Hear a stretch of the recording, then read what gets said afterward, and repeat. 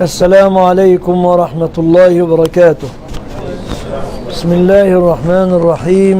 الحمد لله رب العالمين، والصلاة والسلام على نبينا محمد الأمين وعلى آله وصحبه ومن دعا بدعوته واهتدى بهديه واستنى بسنته إلى يوم الدين، وبعد.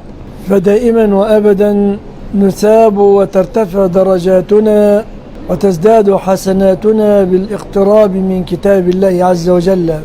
فكتاب الله سبحانه وتعالى كتاب مبارك شهد الله له بذلك فقال: وهذا ذكر مبارك أنزلناه. وقال تعالى: كتاب أنزلناه إليك مبارك يدبروا آياته. ومن معاني البركة النمو والازدياد والكثرة من الخير. فنقول مثلا المسجد الحرام مبارك. لماذا؟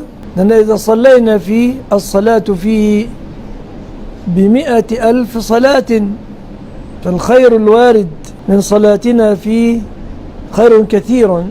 البركة قد تكون دنيوية قد تكون أخروية، أي أنت شخص مبارك نفاع للناس كثير الخير للناس. لا أستطرد في تفسير البركة، إنما قصدت أن كتاب الله مبارك، كلما اقتربت منه تستفيد، إذا تلوته تستفيد. يقال لصاحب القرآن يوم القيامة: اقرأ وارتقي ورتل فإن منزلتك عند آخر آية تقرأها. لا أقول ألف لام ميم حرف في الأثر الموقوف على ابن مسعود، ولكن ألف حرف ولام حرف وميم حرف، بكل حرف 10 حسنات، قاله ابن مسعود. إذا استمعت إليه ترحم. إذا قرأ القرآن فاستمعوا له وأنصتوا لعلكم ترحمون. إذا تدبرته وتفهمته دخلت في عداد الربانيين.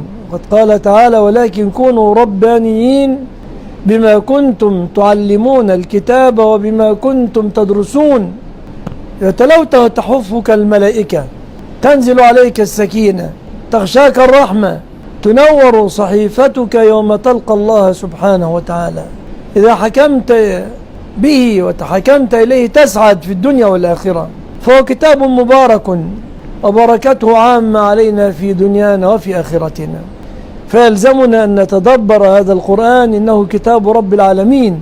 قد ورد بإسناد في انقطاع عن عكرمة بن أبي جهل رضي الله عن عكرمة لما أسلم كان يأخذ المصحف هكذا ويضعه بين عينيه ويقبله ويقول: كتاب ربي كتاب ربي. فهو كتاب مبارك، كتاب خيره كثير وخيره عميم. فالآية يعني مجالسنا هذه لا بد أن تعمر بذكر الله، تعمر بصلاة وسلام على رسول الله، تعمر بتعلم مسألة فقهية، تعمر بتعلم حديث عن رسول الله صلى الله عليه وسلم، تعمر ولو بتفسير آية من الآيات.